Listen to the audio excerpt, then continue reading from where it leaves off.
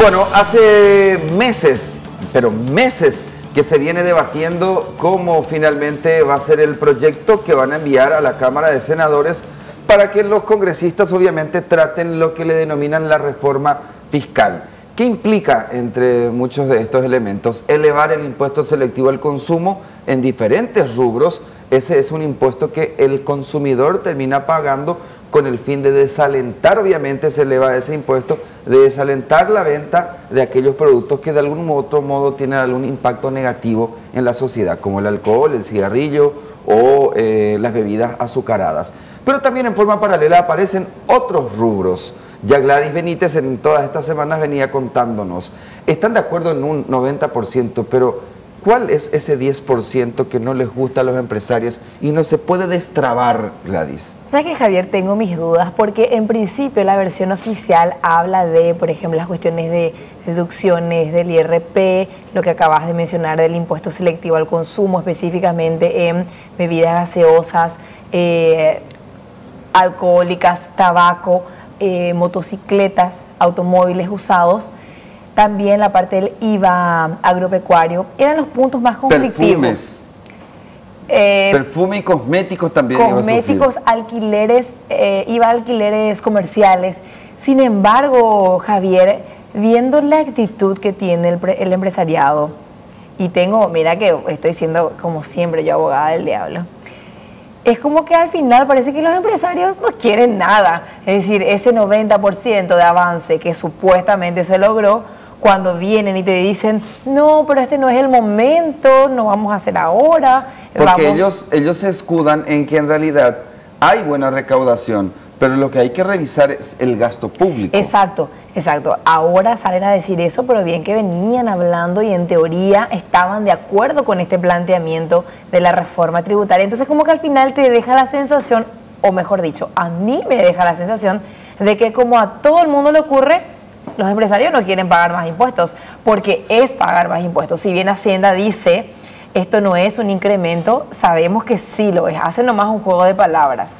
Aunque también, en contrapartida, es cierto que hay cuestiones beneficiosas, por ejemplo, este tema de la simplificación para las pequeñas empresas, para que puedan pagar... Ese es el IRE.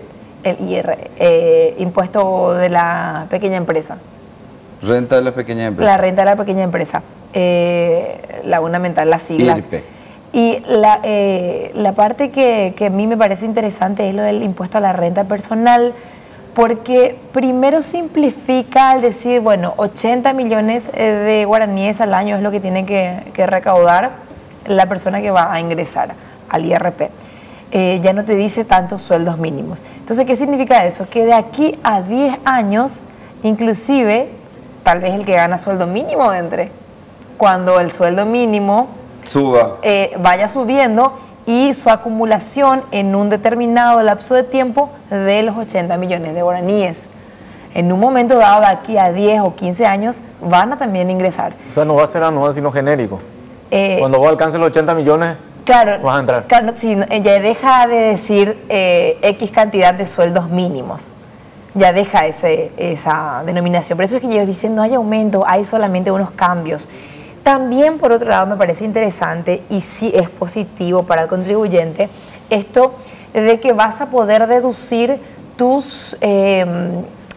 lo que vos pagas por tus créditos. Porque hoy quien más y menos tiene un crédito en el banco, en la cooperativa, en la financiera. Te diré todos los que tengo. Oh. ¿Quieres que te cuente todos los que tengo? Vida de periodista, no me cuentes que la conozco. Entonces, lo que a la mayoría de los trabajadores les pasa es que si hoy estamos en el IRP, solamente podemos deducir el interés.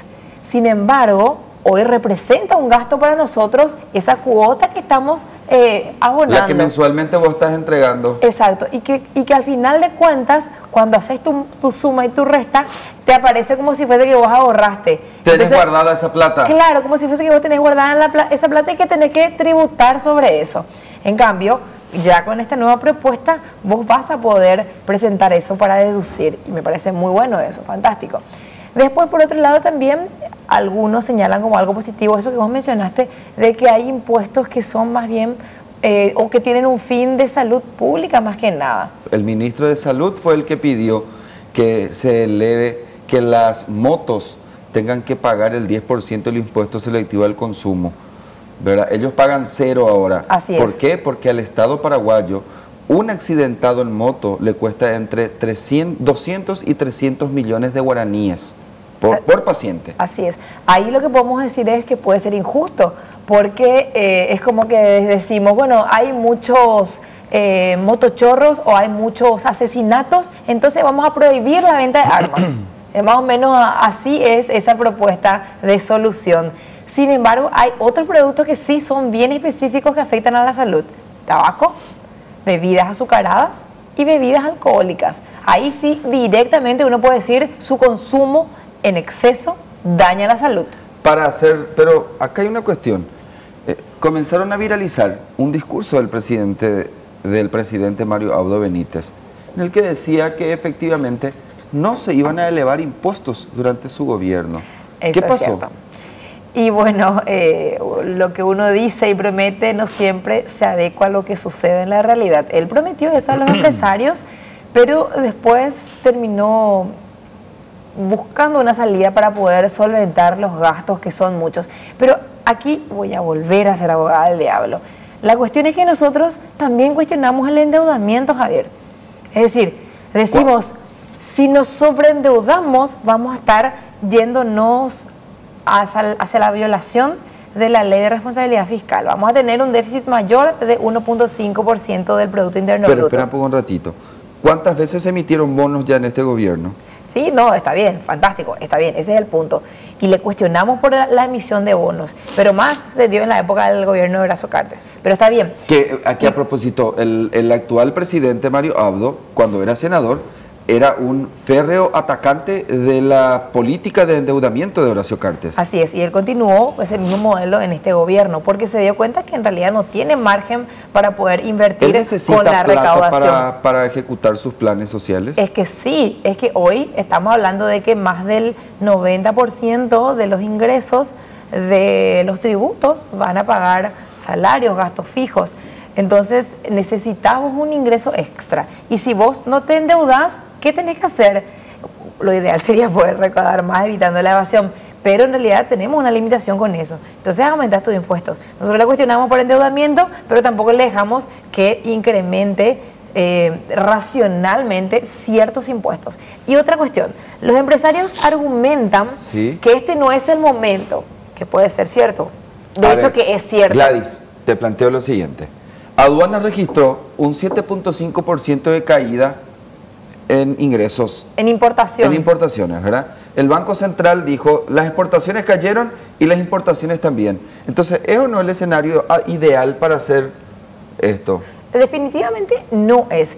El escenario óptimo sería aquel en el que incrementásemos las exportaciones, las importaciones, el consumo esté bien sano. En este momento hay como una reducción en las compras del consumidor y eso se siente, se nota en varios rubros. Y tenés casos específicos en las fronteras también, Gladys, de problemas bien particulares. La gente está desesperada. La gente no tiene plata. No está vendiendo, así es. No hay plata en la calle. Los comerciantes que tienen todos sus productos en los estantes tienen que estar moviendo de un lugar a otro porque la cábala pues es que si mueve se vende. No se vende igual. Los proveedores que establecían hasta 60 días para el préstamo a veces se están pidiendo antes. Sí. Los vendedores llaman antes de tiempo a ofrecer ya otros productos. O sea, ¿me la plata? No hay plata, eso se percibe, es innegable, pero vamos a tener un año de crecimiento macroeconómico de todas maneras. Es decir, no estamos tampoco decreciendo o en crisis. Entonces nos preguntamos, ¿entonces cuándo es el momento? Uno nunca quiere pagar impuestos, de hecho, pero dice el empresariado, este no es el momento. Entonces la respuesta de Hacienda es la siguiente. El proyecto de ley plantea ciertos márgenes para por lo menos lo que refiere a impuesto selectivo al consumo, de tal modo a que el Ejecutivo, de acuerdo con la situación económica, la situación coyuntural, pueda tomar la decisión de aumentar 1% o 2 o 3 o 15. Entonces, como que ahí también contrarresta un poco esa versión de los empresarios. Lo que sí es irrefutable que plantea el sector privado es lo siguiente.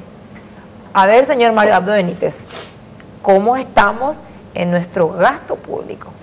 Y ahí ellos insisten, mientras que no mejoremos la forma en que utilizamos lo que ingresa y teniendo en cuenta la experiencia negativa de años anteriores, eso que mencionabas de lo que dijo Mario Abdo Benítez, de promesa a los empresarios, fue parte de una editorial de ABC Color en estos días, en el que se recordaba las veces que los gobiernos de turno prometieron voy a aumentar impuestos, pero al mismo tiempo mejorar los gastos, no cumplieron, porque se aumentaron impuestos y no se mejoraron los gastos. Recapitulamos esa tabla de valores. Sí.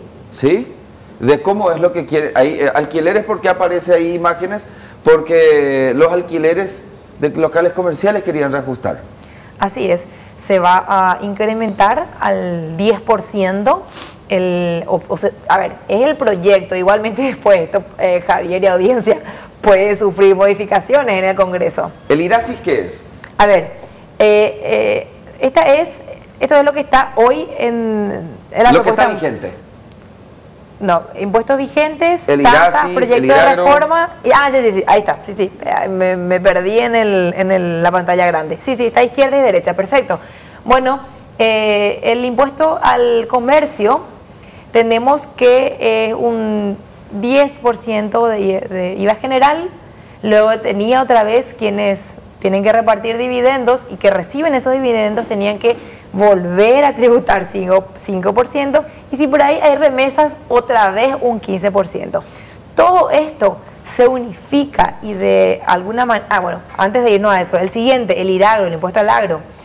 Eso es también un poco engañoso, el IRAGRO, porque el IRAGRO no es que paga todo el sector agropecuario, Javi, paga sobre todo ese pequeño productor, porque los grandes productores del sector agrícola terminan pagando IRASIS también. Entonces, cuando dicen que no paga lo del sector agrícola casi nada, es también un poco engañoso.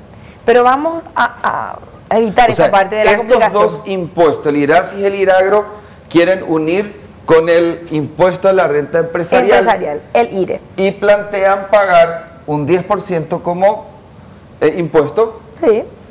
El 5%, el 8%, ¿en qué calidad? De residentes y 15% para los no residentes. Hablamos ahí de la parte de los dividendos. Hay un pequeño cambio, por eso lo que yo te dice, no hay un aumento en realidad, solamente como una readecuación, es lo que te dice Hacienda. Es un jueguito de palabras, pero sí en algunos casos hay aumentos. El IRP, ahí saltamos un poquitito, pero si vamos al IRP actualmente, tenés la diferencia de 8 y 10%. Vamos arriba y en principio se había hablado de dejar en 10% siempre. Eso también fue modificándose y uno de los puntos que hoy se habló desde el Ministerio de Hacienda, por lo menos en esta reunión de la tarde, Javier, fue lo siguiente. Si bien no queremos postergar un mes más como piden los empresarios, seguimos abiertos a introducir algunas modificaciones, que de hecho fue ocurriendo esto. ¿Qué pasó con el IVA? Acá está, impuesto al valor agregado. El IRPC es lo que se reemplaza por esto que te decía del impuesto que no encuentro acá en este cuadro, pero que era del pequeño contribuyente. Pequeño contribuyente. Que en vez de pagar un porcentaje va a pagar un monto específico. Cuando tenía mi ferretería pagaba este. Sí. Pero para muchos que tienen negocios pequeños es mucha complicación y directamente ya evadían. Entonces, para formalizar y simplificar... Y acá está el selectivo del consumo. Este es lo que no les gusta, más que nada. Porque sobre estos dos están de acuerdo, sobre el IRASIS y IRAGRO unificar en renta empresarial están de acuerdo. Inclusive yo te diría, el IRP tiene cuestionamiento, pero por ahí van a aceptar. El IVA al agro, ese sí les cuesta. Y después también el selectivo al consumo, porque ahí las tasas van a elevarse en una proporción mucho mayor. Y ahí hablábamos sí de salud pública. Lo de las motos es medio forzado para meterle en salud pública, porque te dicen el tema de los accidentes y de los autos usados, el tema del humo. Mira, Gladys, pagan IVA como cualquiera de nosotros, como paga Osvaldo cuando compra la gaseosa, como pagas vos cuando terminás pagando la ropa que compras para para tu casa, o pago yo cuando voy a comprar unos pasajes, no, o sea, eso no es lo que pagan al final. Ellos pagan, pero lo que pretenden es incrementar. Y el punto es justo o injusto en el sentido de que hoy la gente de nivel medio para abajo utilizan esos medios de transporte porque están hartos del pésimo servicio de transporte público que tenemos. Entonces el desafío en contrapartida es mayor para el gobierno de Mario Audó. A ver, voy a decir algo políticamente incorrecto y tal vez se enojen conmigo algunas fuentes del sector empresarial. Para mí se metieron para quedar bien con cada uno. Para quedar bien con los empresarios de los autos 0 kilómetros. Porque de hecho que los autos cero... de los autos usados. Claro, porque eso se metió después, que tengan que pagar también impuestos. Los vehículos que vienen de Japón vía Iquique. Sí. Para ser preciso. Y las motocicletas también. Pero lo simpático es que los vehículos usados que están ya acá circulando dentro del Paraguay, que provienen de lo que alguna vez fue cero, no van a pagar, ¿entendés? Entonces finalmente hay una diferencia. Y con respecto al auto 0 kilómetros sí entra porque bueno, es un artículo de lujo, pero para el que tiene apenas el salario para sobrevivir y que apenas se compró esa motito, que apenas se compró su chilere porque no tiene un servicio de transporte público eficiente, le estás obligando prácticamente a que regrese a ese perverso sistema del transporte público. Nosotros ya no tenemos ningún gráfico que mostrar. Me parece que quedó pendiente lo del selectivo del consumo, pero bueno, mencionamos hasta 50 o 60%. Pedro, si tenés a mano, antes de saludarle a Alicia, no hay, no. Solamente eso de lo del tabaco, lo de la bebida alcohólica y las bebidas azucaradas, porque se ha demostrado científicamente que su consumo nos daña. Bien, gracias Gladys, todo este recuento, vamos a ir atentos. Acá tengo información de último momento. ¿Puedo compartir? Adelante. No, porque estamos diciendo porque que los empresarios le pueden al gobierno de Mario Audó Benítez. Y hasta el momento le pudieron, porque no se presentó todavía. Hubo una mala interpretación aparentemente. A ver. El propio ministro de Hacienda va a llevar el proyecto de reforma fiscal la próxima semana. Sí, que es lo que te decía. Mario Audó Benítez dijo a la mañana, yo no tengo problema, yo puedo postergar si ustedes quieren, pero queda en manos del ministro de Hacienda. Entonces le tiró la pelota al ministro de Hacienda y que él dijo a la tarde, dijo, vamos a presentar la próxima semana. Muy bien, gracias Gladys Benítez. Nos ocupamos ahora de otro tema. Fono Ayuda es el número 147, es un servicio que hace bastante tiempo está vigente y es del Ministerio de Niñez y Adolescencia. Y en este servicio, y utilizando otros datos que manejan otras instituciones, terminan encontrando lo siguiente, que en los 3 últimos meses, atiendan bien con este número, 255 denuncias de abuso sexual en niños, niñas y adolescentes se registran. Agradecemos a Alicia Martínez del Ministerio de Niñez y Adolescencia que a estas horas nos reciben esta videollamada. Hola Alicia, te saludamos aquí de Mesa de Periodistas. Buenas noches, ¿cómo están? Alicia, tienen 255 casos en tan solo 3 meses, ¿es correcto? Es así mismo. ¿Qué tipo de denuncias es lo que reciben? Y actualmente se recibe todo tipo de reportes de situaciones de vulneración de derechos. Esto es incluso desde estilos de crianza violentos, los chipotes, con otro tipo de objetos. También niñez en situación de trabajo infantil, maltrato psicológico, negligencia en el ámbito de cuidado, o sea, esto en casa o en otros espacios, maltrato en el ámbito escolar o algunas dificultades de situación, y todo tipo de abuso sexual, con eso incluso toda la gama que te puedas imaginar, desde lo que es coacción o violación propiamente dicho, con el tema de coito, el manoseo o la exposición a pornografía de adultos. ¿Quiénes son los que habitualmente llaman al 147 para hacer las denuncias, Licia?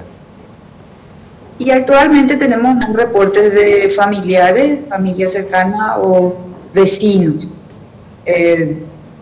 Les sigue lo que nosotros llamamos agentes comunitarios, que son personas referentes de la comunidad, quien les preocupa la situación y se enteran por algún medio o se acercan a ellos a solicitar ayuda. Principalmente son mujeres, casi un alto porcentaje de los que ocurren a la línea. Y esto también habla de que hay por sobre todo de mujeres y de sociedad en general, de no callar ya este tipo de situaciones y reportarlas.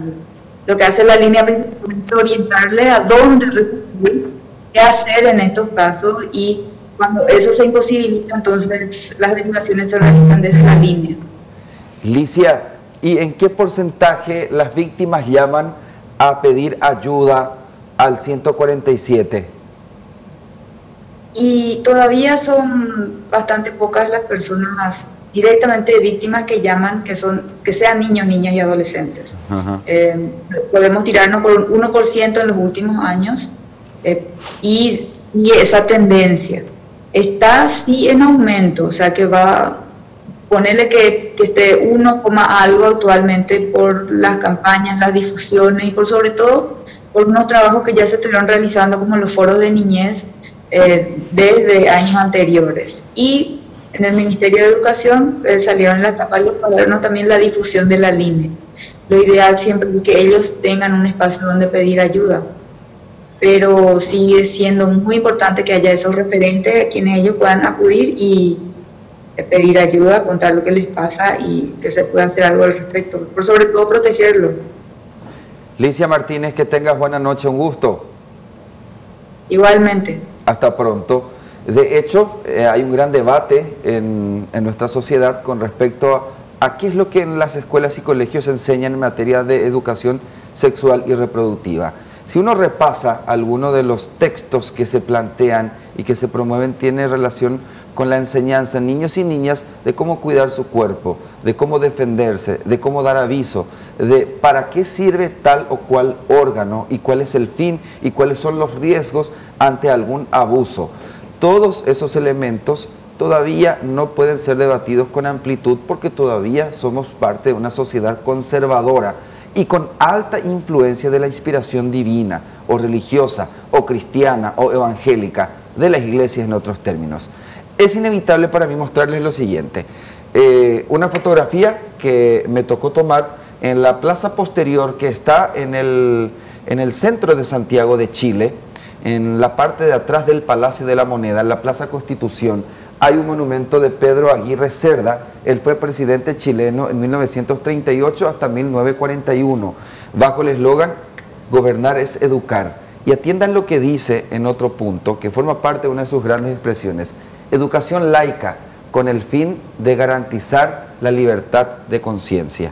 Y hay que evitar caer en la confusión de que educación sexual y reproductiva tiene que ver con incentivar o la homosexualidad o el lesbianismo o las relaciones en trío, o contarles de que esa es una muy buena opción a los niños y niñas. No, tiene que ver con informarles de cómo se presenta el escenario y que a partir de esa libertad tomen conciencia en cuanto a la educación. El padre de la educación chilena ya había dicho, en Javier, 1940. No solamente de cómo ellos se pueden defender, sino también lo que ellos no deben hacer con otros, porque parte de la educación sexual es, te deben respetar tu cuerpo, pero vos también debes respetar el cuerpo de otros. Claro. Y es lo que incluye, ¿qué es lo que plantean los grupos más conservadores? Que esto debe quedar a cargo de las familias. Y mira, yo estoy de acuerdo con eso, suena fantástico, pero la realidad es que, ¿de qué familia me estás hablando? ¿De qué familias? De esas en donde les violan a los niños, de esas familias disgregadas, de esas familias que tenés unos padres que no están en la casa, si es que hay padres, si hay papá, pues por lo general no está, y la mamá trabaja, y la niña o el niño se queda a cargo de desconocidos, o tíos, o primos, y al final ese entorno, una situación vulnerable, es lo que finalmente desemboca en el abuso. Bueno, cuando regresemos tenemos para contarles también el juicio oral y público que avanza sobre el senador Víctor Bogado. ¿No hubo llantos por las dudas, no. Osvaldo? No. Hubo juicio. Hubo juicio, sí. No llanto. No. Cuando regresemos y además las noticias internacionales que también hacemos análisis y debate aquí en Mesa de Periodistas.